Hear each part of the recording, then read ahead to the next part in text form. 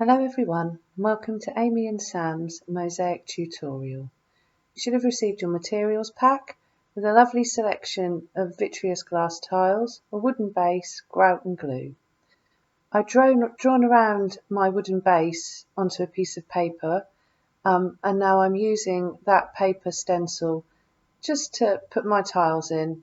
Should have 5 big ones and lots of small ones. The selection of colours should go together. When I'm happy with my design, I'm going to have a little fiddle around, just make sure I like how all the tiles have gone together. But the colours are designed to work together, so, just make a nice harmonious random pattern. I've fairly evenly spaced my big tiles. You don't need to use them at all if you don't want to. And when you're happy with your design, we'll be ready to glue it onto the base. The tiles have a shiny side and a rough side. We want to put the rough side down and the shiny flat side facing upwards. So I've got my wooden base and I've got my PVA glue, and I'm just going to add a nice even layer of glue across the whole base. So we're just getting a nice even layer of glue. Once we've got that nice even layer, we can start laying our tiles textured side down, smooth side up onto the wooden base. Make sure they're just in from the edge.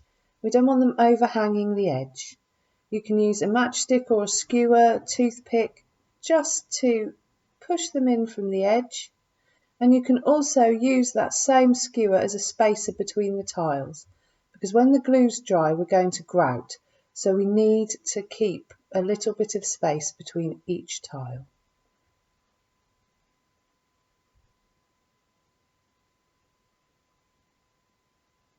Now we can really get going, just placing them with a nice little even spacing between and not overhanging the edge. They will move around a bit, so just be patient, and it's just a nice relaxing way to do it. How I've sorted my colours out here is that I just make sure that I haven't got too many of the same colour all together, and I've just interspersed my hot colours, the yellows, the oranges, with the cooler colours. And soon your mosaic will start to build up.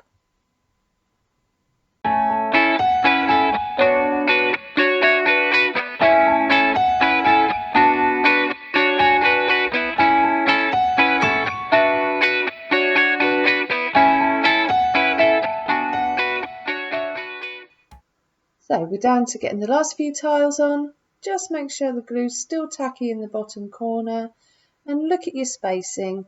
If they're getting a bit bunched up, you've been a bit too generous with the spacings further up, the glue will still be wet. You can still push them up a little bit. Make sure they're all on the board properly and get your spacings even. But remember that a little bit of wonkiness is what's made it handmade. We'll let that dry for 24 hours and then we'll be ready to grout it. So leave that to dry. Have a go with your materials at home. We'll see you in the Zoom tutorial.